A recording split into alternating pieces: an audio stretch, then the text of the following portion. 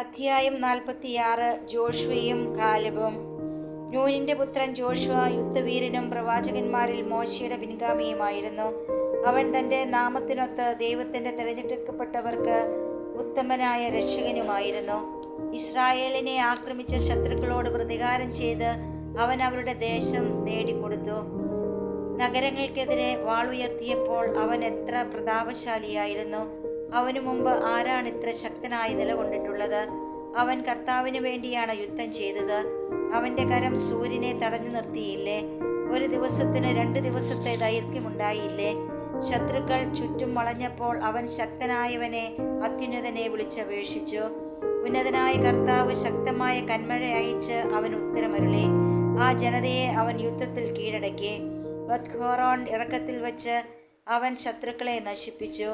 അങ്ങനെ ജനതകൾ അവന്റെ സേനാബലം കാണുകയും ദൈവസന്നിധിയിലാണ് അവൻ യുദ്ധം ചെയ്തതെന്ന് മനസ്സിലാക്കുകയും ചെയ്തു. ശക്തനായവനെ അവൻ പൂർണ്ണമായി പിൻചെന്നു. മോശയുടെ കാലത്ത് അവൻ ഒരു വിശുദ്ധ കർമ്മം അനുഷ്ഠിച്ചു. യെഫുന്നെയുടെ പുത്രൻ കാലെബിനോടൊത്ത് സമൂഹത്തെ ഒന്നാകെ നേരിട്ടു. ജനത്തെ പാപത്തിൽ നിന്ന് പിന്തിരിപ്പിക്കുകയും അവരുടെ ദുഷ്ടമായ പിറുപിറുപ്പ് നിർത്തുകയും ചെയ്തു. ജനത്തെ അവരുടെ അവകാശത്തിലേക്ക് കൊണ്ടുവരുന്നതിന്, തേനും പാലും ഒഴുകുന്ന നാട്ടിൽ പ്രവേശിപ്പിക്കുന്നതിന് 6 ലക്ഷം യോദ്ധാക്കളിൽ ഇവർ 2 പേർ മാത്രമേ അവശേഷിച്ചുള്ളൂ. കർത്താവ് കാലെബിന് ശക്തി കൊടുക്കുകയും അത് വാർദ്ധക്യം വരെ നിലനിർത്തുകയും ചെയ്തു. അവൻ മലമ്പ്രദേശം കൈയടക്കി മക്കൾക്ക് അവകാശമായി നൽകി. കർത്താവിനെ അനുഗമിക്കുന്നത് നല്ലതാണെന്ന് അങ്ങനെ എല്ലാ ഇസ്രായേൽക്കാരും മനസ്സിലാക്കി. ന്യായാധിപന്മാർ. സാമുവേൽ. അവിശ്വസ്തത അറിയാത്ത ഹൃദയത്തോടു കൂടിയ, കർത്താവിൽ നിന്ന് പിന്തിരിഞ്ഞു പോകാത്ത അനേക ന്യായാധിപന്മാരുണ്ട്. അവരുടെ സ്മരണ അനുഗ്രഹീതമായിരിക്കട്ടെ. ശവകുടീരങ്ങളിൽ നിന്ന് അവരുടെ അസ്ഥികൾ നവജീവൻ പ്രാപിക്കട്ടെ. സംപൂജ്യരായ അവരുടെ നാമം പുത്രന്മാരിലൂടെ ജീവിക്കട്ടെ. കർത്താവിന് പ്രിയങ്കരനും അവിടുത്തെ പ്രവാചകനുമായ സാമുവേൽ രാജ്യം സ്ഥാപിക്കുകയും ജനത്തിന് അധികാരികളെ അഭിഷേകിക്കുകയും ചെയ്തു. കർത്താവിന്റെ നിയമമനുസരിച്ച് അവൻ സമൂഹത്തിൽ ന്യായം നടത്തി. കർത്താവ് യാക്കോബിനെ സംരക്ഷിച്ചു. വിശ്വസ്തത നിമിത്തം അവൻ പ്രവാചകനാണെന്ന് തെളിഞ്ഞു. വാക്കുകളിലൂടെ വിശ്വാസിനായ ദീർഘദർശിയായി അറിയപ്പെടുകയും ചെയ്തു.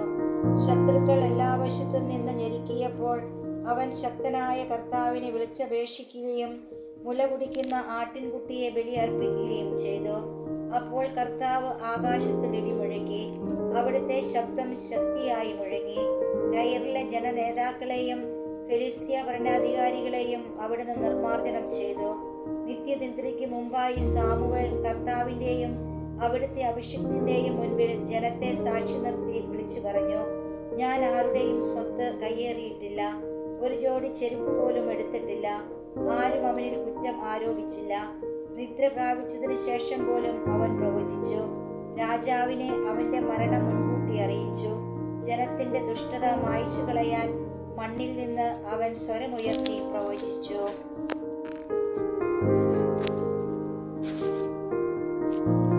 അധ്യായം 47. ദാവീദ്. അവനുശേഷം ദാവീദിന്റെ നാളുകളിൽ നാഥാൻ പ്രവചനം നടത്തി. സമാധാന ബലിയിൽ വിശിഷ്ടമായ കൊഴുപ്പെന്ന പോലെ ഇസ്രായേൽ ജനത്തിൽ നിന്ന് ദാവീദ് തിരഞ്ഞെടുക്കപ്പെട്ടു. അവൻ കോലാട്ടിൻ കുട്ടികളോടുകൂടെ എന്ന പോലെ സിംഹങ്ങളായും ചെമ്മരിയാട്ടിൻ കുട്ടികളോടുകൂടെ എന്ന പോലെ കരടികളുമായും കളിയാടി. അവൻ യൗവനത്തിൽ കവണിയിൽ കല്ല് ചേർത്ത് കരമുയർത്തിയപ്പോൾ ഗോലിയാത്തിന്റെ അഹങ്കാരം തകർത്തില്ലേ? ആ മല്ലനെ കൊന്ന് അവൻ ജനത്തിന്റെ അപമാനം നീക്കിയില്ലേ? അവൻ അത്യുന്നതനായ കർത്താവിനോട് അപേക്ഷിച്ചു. തൻ്റെ ജനത്തിന്റെ ശക്തി വർദ്ധിപ്പിക്കുന്നതിന് വേണ്ടി ഒരു യുദ്ധവീരനെ കൊല്ലുന്നതിന് അവിടുന്ന് അവന്റെ വലതുകരം ശക്തമാക്കി. 10,000-ങ്ങളുടെയും മേൽ വിജയം വരിച്ചവനെന്ന് ആർത്തു വിളിച്ചുകൊണ്ട് അവർ അവനെ മഹത്വത്തിന്റെ കിരീടം അണിയിച്ചു. കർത്താവിന്റെ അനുഗ്രഹങ്ങളെ പ്രതി അവർ അവനെ സ്തുതിച്ചു. ചുറ്റുമുള്ള ശത്രുക്കളെ അവൻ തുടച്ചു മാറ്റി. എതിരാളികളായ ഫിലിസ്ത്യരെ അവൻ നശിപ്പിച്ചു. ഇന്നും അവർ ശക്തിയറ്റവരായി കഴിയുന്നു. തൻ്റെ എല്ലാ പ്രവൃത്തികളിലും അവൻ അത്യുന്നതന്റെ മഹത്വം പ്രകീർത്തിച്ച് പരിശുദ്ധനായ ദൈവത്തിന് കൃതജ്ഞതയർപ്പിച്ചു. അവൻ പൂർണ്ണ ഹൃദയത്തോടെ സൃഷ്ടാവിനെ സ്നേഹിക്കുകയും അവിടുത്തേക്ക് സ്തുതി പാടുകയും ചെയ്തു. ബലിപീഠത്തിന് മുമ്പിൽ മധുരമായ ഗാനം ആലപിക്കുവാൻ അവൻ ഗായക സംഘത്തെ നിയോഗിച്ചു. അവൻ ഉത്സവങ്ങൾക്ക് മനോഹാരിത പകരുകയും അവയുടെ കാലം നിശ്ചയിക്കുകയും ചെയ്തു. അവർ ദൈവത്തിൻ്റെ വിശുദ്ധ നാമത്തെ സ്തുതിച്ചപ്പോൾ അവരുടെ സ്തുതിഗീതങ്ങളാൽ ഉദയത്തിനു മുമ്പ് തന്നെ വിശുദ്ധ സ്ഥലം മുഖരിതമായി. കർത്താവ് അവൻ്റെ പാപം നീക്കിക്കളയുകയും അവൻ്റെ അധികാരം എന്നേക്കും ഉറപ്പിക്കുകയും ചെയ്തു. അവിടുന്ന് അവന് രാജത്വവും ഇസ്രായേലിൽ മഹത്വത്തിൻ്റെ സിംഹാസനവും ഉടമ്പടി വഴി നൽകി. സോളമൻ ബുദ്ധിമാനായ ഒരു പുത്രൻ അവന് പിൻഗാമിയായി. അവൻ നിമിത്തം പുത്രന്റെ ജീവിതം സുരക്ഷിതമായി. സോളമന്റെ ഭരണകാലം സമാധാനപൂർണമായിരുന്നു. ദൈവം അവന് എല്ലായിടത്തും സമാധാനം നൽകി. അവിടുത്തെ നാമത്തിൽ അവനൊരു ആലയം നിർമ്മിച്ചു. എന്നും നിലനിൽക്കുന്ന ഒരു വിശുദ്ധ സ്ഥലമൊരുക്കി. യൗവനത്തിൽ തന്നെ നീ എത്ര ജ്ഞാനിയായിരുന്നു. നിന്റെ വിജ്ഞാനം നദി പോലെ കവിഞ്ഞൊഴുകി. നിന്റെ ജ്ഞാനം ലോകം സകലം വ്യാപിച്ചു. അതിനെ നീ ഉപമകളും സൂക്തങ്ങളും കൊണ്ട് നിറച്ചു. നിന്റെ പ്രശസ്തി വിദൂര ദ്വീപുകളിലെത്തി. സമാധാനപൂർണമായ ഭരണനിമിത്തം നീ പ്രിയങ്കരനായി. നിന്റെ കീർത്തനങ്ങളും സുഭാഷിതങ്ങളും ഉപമകളും പ്രത്യുത്തരങ്ങളും ജനങ്ങളെ വിസ്മയാധീനരാക്കി. ഇസ്രായേലിൻ്റെ ദൈവമായ കർത്താവിൻ്റെ നാമത്തിൽ തരകം പോലെ സ്വർണവും ഈയം പോലെ വെള്ളിയും നീ ശേഖരിച്ചു. എന്നാൽ നീ സ്ത്രീകൾക്ക് അധീനനായി. അഭിലാഷങ്ങൾ നിന്നെ കീഴ്പ്പെടുത്തി.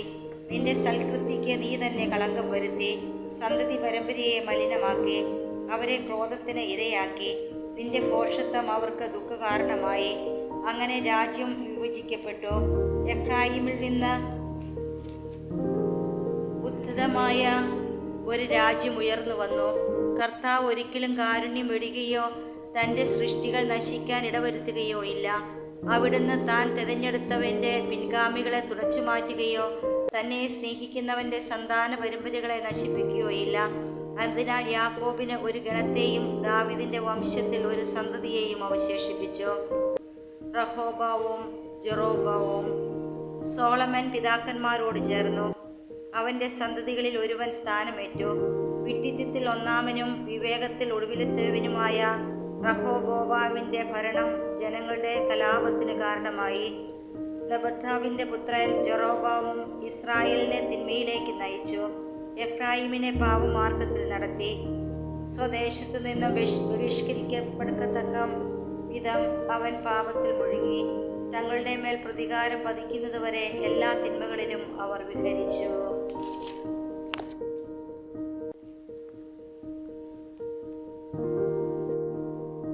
അധ്യായം 48. ഏലിയ. അനന്തരം പ്രവാചകനായ ഏലിയ അഗ്നി പോലെ പ്രത്യക്ഷപ്പെട്ടു.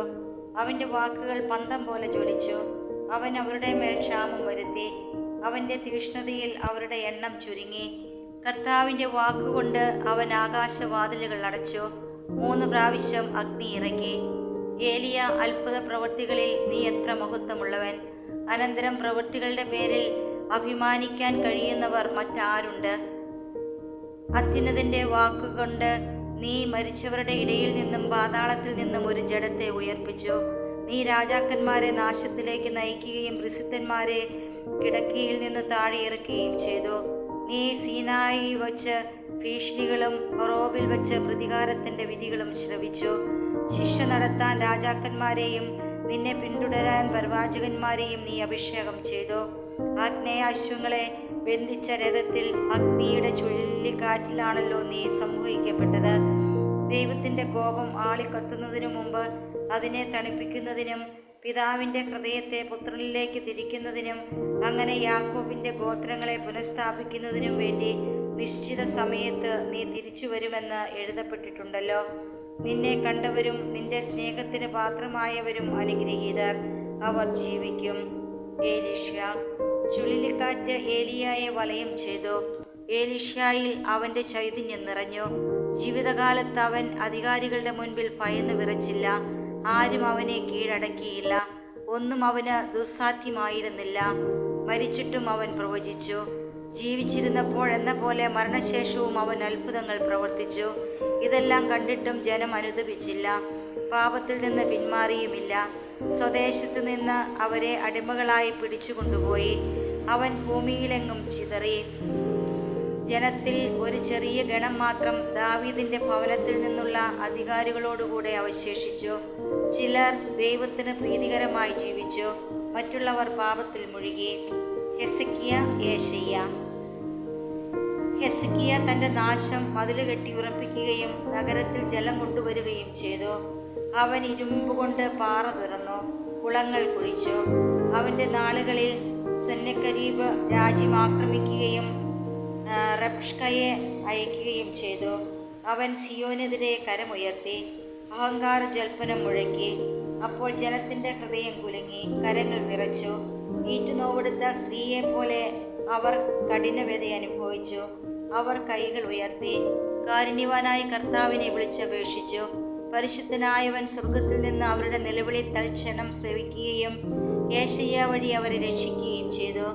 കർത്താവ് അസൂയക്കാരുടെ പാളയം തകർത്തു, അവിടുത്തെ ദൂതൻ അവരെ മായിച്ചു കളഞ്ഞു. എന്തെന്നാൽ ഹെസക്കിയ ദൈവത്തിന് പ്രീതികരമായവ പ്രവർത്തിച്ചു.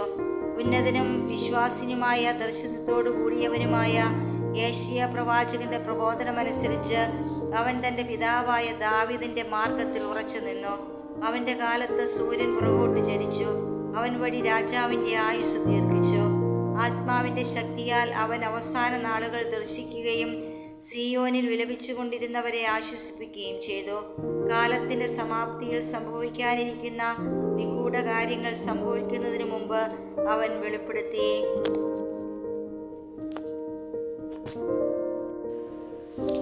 അധ്യായം 49. ഇസ്രായേലിലെ മറ്റു മഹാന്മാർ. വിദഗ്ധമായി ചേർത്തൊരുക്കിയ സുഗന്ധ കൂട്ടുപോലെ പരിമളപൂരിതമാണ് ജോസിയായുടെ സ്മരണ. നാവിന് തേൻ പോലെയും വീഞ്ഞു സൽക്കാരത്തിൽ സംഗീതം പോലെയുമാണ് അത്. ഉത്തമ മാർഗത്തിൽ അവൻ ചരിച്ചു, ജനത്തെ മാനസാന്തരപ്പെടുത്തി, പാപത്തിൻ്റെ മ്ലേച്ഛത നീക്കിക്കളഞ്ഞു. അവൻ ഹൃദയം കർത്താവിൽ ഉറപ്പിച്ചു. ദുഷ്ടരുടെ നാളുകളിൽ അവൻ ദൈവഭക്തി ബലപ്പെടുത്തി. ദാവീദ്, ഹെസക്കിയ, ജോസിയ എന്നിവരൊഴികെ എല്ലാവരും പാപത്തിൽ മുഴുകി. അത്യുന്നതന്റെ നിയമം അവർ നിരസിച്ചു. അങ്ങനെ യഹൂദ രാജവംശം അസ്തമിച്ചു. അവർ അധികാരം മറ്റുള്ളവർക്ക് അടിയറ വെച്ചു, തങ്ങളുടെ മഹത്വം അന്യജനതയ്ക്കും. ജെറമിയ പ്രവചിച്ചതുപോലെ ആ ജനത വിശുദ്ധ മന്ദിരം സ്ഥിതി ചെയ്യുന്ന തിരഞ്ഞെടുക്കപ്പെട്ട നഗരത്തിന് തീവെച്ചു. അതിൻ്റെ തെരുവുകൾ ശൂന്യമാക്കി. പിഴുതെടുക്കാനും പീഡിപ്പിക്കാനും നശിപ്പിക്കാനും പണിതുയർത്താനും നട്ടുവളർത്താനും വേണ്ടി അമ്മയുടെ ഉദരത്തിൽ വെച്ച് തന്നെ തിരഞ്ഞെടുക്കപ്പെട്ട പ്രവാചകനാണ് ജെറമിയ. അവനെ അവർ പീഡിപ്പിച്ചു. കെരൂബുകളുടെ രഥത്തിന് മുകളിൽ ദൈവം വെളിപ്പെടുത്തിയ മഹത്വം എസെക്കിയേൽ ദർശിച്ചു. ദൈവം ശത്രുക്കളുടെ മേൽ കൊടുങ്കാറ്റയച്ചു. നീതിയുടെ മാർഗത്തിൽ ചരിച്ചവർക്ക് നന്മ ചെയ്തു. 12 പ്രവാചകന്മാരുടെ അസ്ഥികൾ കുടീരങ്ങളിൽ നിന്ന് പുനർജീവിക്കട്ടെ. അവർ യാക്കോബിന്റെ ജനത്തെ ആശ്വസിപ്പിക്കുകയും ഉറച്ച പ്രത്യാശ നൽകി രക്ഷിക്കുകയും ചെയ്തു. സെറുബാബേലിന്റെ മഹത്വം എങ്ങനെ വർണ്ണിക്കും? വലതു കൈയിലെ മുദ്രമോതിരം പോലെയായിരുന്നു അവൻ. യഹോദാസ്കിന്റെ പുത്രനും യശൂവയും അങ്ങനെ തന്നെ. അവൻ തങ്ങളുടെ നാളുകളിൽ ആലയം പണിതു. കർത്താവിൻ്റെ നിത്യമഹത്വത്തിനു വേണ്ടി വിശുദ്ധ മന്ദിരം പണിതുയർത്തി. നെഹമ്യായുടെ സ്മരണയും ശാശ്വതമാണ്. അവൻ നമുക്ക് വേണ്ടി വീണുപോയ കോട്ടകൾ പടുത്തുയർത്തി. വാതിലുകളും ഓടാമ്പലുകളും നിർമ്മിക്കുകയും വീണുപോയ വീടുകൾ പുനരുദ്ധരിക്കുകയും ചെയ്തു. ഹെനോക്കിന് തുല്യനായി ആരും ഭൂമുഖത്തുണ്ടായിട്ടില്ല. അവൻ ഭൂമിയിൽ നിന്ന് സമൂഹിക്കപ്പെട്ടു. ജോസഫിനെ പോലെ ആരും ജനിച്ചിട്ടില്ല. അവൻ്റെ അസ്ഥികൾ സൂക്ഷിക്കപ്പെടുന്നു. ഷേമും സേത്തും ബഹുമാനിതരാണ്. സൃഷ്ടികൾക്കെല്ലാം ഉപരിയായി ആദവും.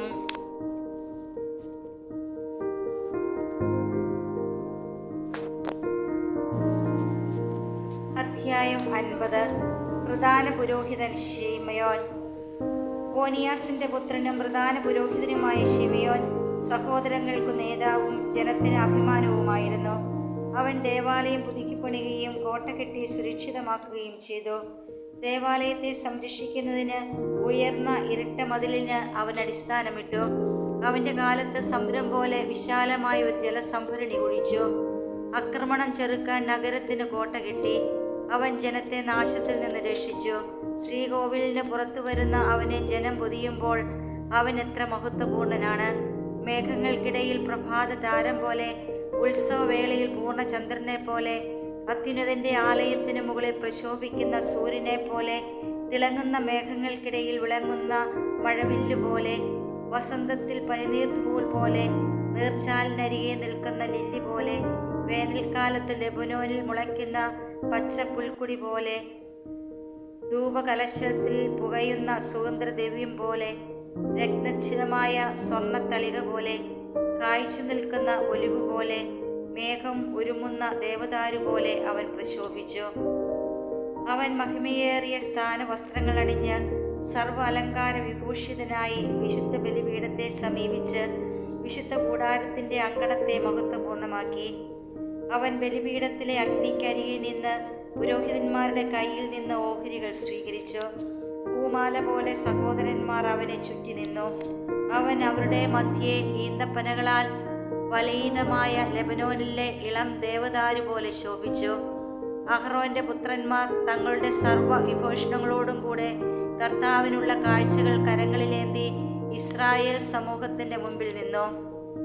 ബലിപീഠത്തിലെ ശുശ്രൂഷകൾ പൂർത്തിയാക്കി അത്യുന്നതനായ സർവശക്തന് കാഴ്ചകൾ ഒരുക്കിയതിനു ശേഷം അവൻ പാനപാത്രത്തിൽ മുന്തിരിച്ചാറെടുത്ത് നൈവേദ്യവും സർവാധിരാജനായ അത്യുന്നതന് പ്രീതികരമായ പരിമളവുമായി ബലിപീഠത്തിന് ചുവട്ടിൽ ഒഴുകി. അഹ്റോന്റെ പുത്രന്മാർ ആർത്തു വിളിക്കുകയും ലോകനിർമ്മിതമായ കാഹളമൂതുകയും ചെയ്തു. അത്യുന്നതൻ തങ്ങളെ സ്മരിക്കുന്നതിനു വേണ്ടി അവർ ഉച്ചഘോഷം മുഴക്കി. ഉടനെ ജനം അത്യുന്നതനായ ദൈവത്തെ, സർവശക്തനായ കർത്താവിനെ ആരാധിക്കുന്നതിന് സാഷ്ടാംഗം വീണു. ഗായകർ അവിടുത്തെ ശ്രുതിമധുരമായി സ്തുതിച്ചു പാടി. കർത്താവിൻ്റെ ആരാധനക്രമപ്രകാരം പൂർത്തിയാകുന്നതുവരെ ജനം കാരുണ്യവാനും അത്യുന്നതനുമായ കർത്താവിൻ്റെ മുമ്പിൽ പ്രാർത്ഥിച്ചു. അവർ ശുശ്രൂഷ പൂർത്തിയാക്കി. കർത്താവിൻ്റെ നാമത്തെ മഹത്വപ്പെടുത്തുന്നതിനും അവിടുത്തെ അനുഗ്രഹം പ്രഖ്യാപിക്കുന്നതിനും വേണ്ടി ശിമയോൻ ഇറങ്ങി വന്ന് ഇസ്രായേൽ മക്കളുടെ മുൻപാകെ കൈകൾ ഉയർത്തി. അത്യുന്നതൻ്റെ ആശീർവാദം സ്വീകരിക്കാൻ ജനം വീണ്ടും കുമ്പിട്ടു. ഉപദേശങ്ങൾ. എല്ലായിടത്തും വൻ കാര്യങ്ങൾ ചെയ്യുന്ന സകലത്തിൻ്റെയും ദൈവത്തെ വാഴ്ത്തുക. അവിടുന്ന് നമ്മെ ജനനം മുതൽ ഉയർത്തുകയും കാരുണ്യപൂർവ്വം നമ്മോട് വർത്തിക്കുകയും ചെയ്യുന്നു. അവിടുന്ന് നമുക്ക് ഹൃദയാഹ്ലാദം നൽകുകയും പൂർവ്വകാലങ്ങളിലേതുപോലെ ഇസ്രായേലിലെ നമ്മുടെ ദിനങ്ങൾ സമാധാനപൂർണ്ണമാക്കുകയും ചെയ്യട്ടെ. അവിടുന്ന് നമ്മുടെ മേൽ കാരുണ്യം വർഷിക്കുകയും ഈ നാളുകളിൽ നമ്മെ രക്ഷിക്കുകയും ചെയ്യട്ടെ.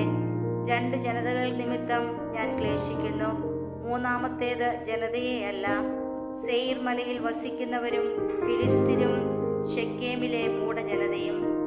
വിജ്ഞാനത്തിൻ്റെയും വിവേകത്തിൻ്റെയും ഉപദേശങ്ങൾ ഈ ഗ്രന്ഥത്തിൽ ഞാൻ എഴുതിയിട്ടുണ്ട്. ജെറുസലേമിലെ എലയാസറിൻ്റെ മകൻ സിക്കാറിൻ്റെ പുത്രൻ യേശുവായ ഞാൻ ഹൃദയ അഗാധത്തിൽ നിന്ന് പുറപ്പെടുവിച്ച ജ്ഞാനമാണിത്. ഇക്കാര്യങ്ങളെപ്പറ്റി ചിന്തിക്കുന്നവൻ അനുഗ്രഹീതൻ. അവയെ ഹൃദയത്തിൽ പ്രതിഷ്ഠിക്കുന്നവൻ ജ്ഞാനിയാവും. അവ അനുവർത്തിക്കുന്നവൻ എല്ലാറ്റിനും കഴിവുള്ളവനാകും. കർത്താവിൻ്റെ പ്രകാശമാണ് അവനെ നയിക്കുന്നത്.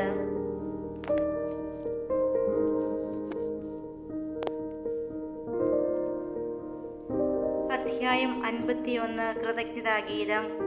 കർത്താവും രാജാവുമായവനെ, അങ്ങേക്ക് ഞാൻ നന്ദി പറയുന്നു. എൻ്റെ രക്ഷകനും ദൈവവുമായി അങ്ങയെ ഞാൻ സ്തുതിക്കുന്നു. അങ്ങയുടെ നാമത്തിന് ഞാൻ കൃതജ്ഞതയർപ്പിക്കുന്നു. എന്തെന്നാൽ അവിടുന്ന് എൻ്റെ സംരക്ഷകനും സഹായനുമായിരുന്നു. അവിടുന്ന് എൻ്റെ ശരീരത്തെ നാശത്തിൽ നിന്ന് രക്ഷിക്കുകയും പരദൂഷകൻ്റെ വലയിൽ നിന്നും വ്യാജം പറയുന്നവൻ്റെ ചുണ്ടുകളിൽ നിന്നും എന്നെ മോചിപ്പിക്കുകയും ചെയ്തു. എന്നെ വലയം ചെയ്തവർക്കെതിരെ അവിടുന്ന് എന്നെ സഹായിച്ചു. എന്നെ വിഴുങ്ങുവാൻ പകയോടെ കാത്തിരുന്നവരിൽ നിന്ന്, എൻ്റെ ജീവനെ വേട്ടയാടിയവരുടെ കരങ്ങളിൽ നിന്ന്, ഞാൻ സഹിച്ച നിരവധി പീഡകളിൽ നിന്ന് അങ്ങയുടെ കാരുണ്യാതിരേകവും നാമത്തിൻ്റെ മഹത്വവും എന്നെ മോചിപ്പിച്ചു. ഞാൻ കൊളുത്താതെ എനിക്ക് ചുറ്റും എരിഞ്ഞ അഗ്നിയിൽ നിന്ന് അവിടുന്ന് എന്നെ രക്ഷിച്ചു. പാതാളത്തിൻ്റെ അടിത്തട്ടിൽ നിന്ന്, അശുദ്ധിയും വഞ്ചനയും നിറഞ്ഞ നാവിൽ നിന്ന്, രാജാവിനോട് ദൂഷണം പറയുന്ന അനീതി നിറഞ്ഞ നാവിൽ നിന്ന് അവിടുന്ന് എന്നെ മോചിപ്പിച്ചു. ഞാൻ മരണത്തോടടുത്തു. എൻ്റെ ജീവൻ പാതാളത്തിൻ്റെ അഗാധത്തെ സമീപിച്ചു. എല്ലാ വശത്തു നിന്നും അവരെന്നെ വലയം ചെയ്തു. എന്നെ സഹായിക്കാൻ ആരുമുണ്ടായില്ല. മനുഷ്യരുടെ സഹായത്തിനു വേണ്ടി ഞാൻ ചുറ്റും നോക്കി, ആരെയും കണ്ടില്ല. കർത്താവേ, അപ്പോൾ ഞാൻ അങ്ങയുടെ കാരുണ്യം അനുസ്മരിച്ചു. പണ്ട് മുതലേയുള്ള അങ്ങയുടെ പ്രവൃത്തികളും. അങ്ങയിൽ പ്രത്യാശ അർപ്പിക്കുന്നവരെ അവിടുന്ന് രക്ഷിക്കുന്നു. ശത്രുകരങ്ങളിൽ നിന്ന് അവരെ മോചിപ്പിക്കുന്നു. ഭൂമിയിൽ നിന്ന് എൻ്റെ പ്രാർത്ഥനകൾ ഉയർന്നു. മരണത്തിൽ നിന്ന് മോചനത്തിനായി ഞാൻ പ്രാർത്ഥിച്ചു. ക്ലേശകാലങ്ങളിൽ അഹങ്കാരിയുടെ മധ്യേ ഞാൻ നിരാശ്രയനായി നിന്നപ്പോൾ എന്നെ ഉപേക്ഷിക്കരുതേ എന്ന് എൻ്റെ നാഥനും പിതാവുമായ കർത്താവിനോട് കേണപേക്ഷിച്ചു. അങ്ങയുടെ നാമം ഞാൻ നിരന്തരം പ്രകീർത്തിക്കും. അങ്ങേക്ക് ഞാൻ കൃതജ്ഞതാ സ്തോത്രങ്ങൾ ആലപിക്കും. എൻ്റെ പ്രാർത്ഥന അവിടുന്ന് ശ്രവിച്ചു. അവിടുന്ന് എന്നെ നാശത്തിൽ നിന്ന് രക്ഷിക്കുകയും ദുസ്ഥിതിയിൽ നിന്ന് മോചിപ്പിക്കുകയും ചെയ്തു. അതിനാൽ ഞാൻ അങ്ങേക്ക് നന്ദിയും സ്തുതിയും അർപ്പിക്കും. കർത്താവിൻ്റെ നാമത്തെ ഞാൻ വാഴ്ത്തും. യാത്രകൾ ആരംഭിക്കുന്നതിന് മുമ്പ് ചെറുപ്പത്തിൽ തന്നെ ജ്ഞാനത്തിനു വേണ്ടി ഞാൻ ഹൃദയം തുറന്നു പ്രാർത്ഥിച്ചു. ദേവാലയത്തിന് മുമ്പിൽ അവൾക്ക് വേണ്ടി ഞാൻ യാചിച്ചു. അവസാനം വരെ ഞാൻ അവളെ തേടും. മുന്തിരി പുഷ്പിക്കുന്നത് മുതൽ പഴുക്കുന്നത് വരെ എൻ്റെ ഹൃദയം അവളിൽ ആനന്ദിച്ചു.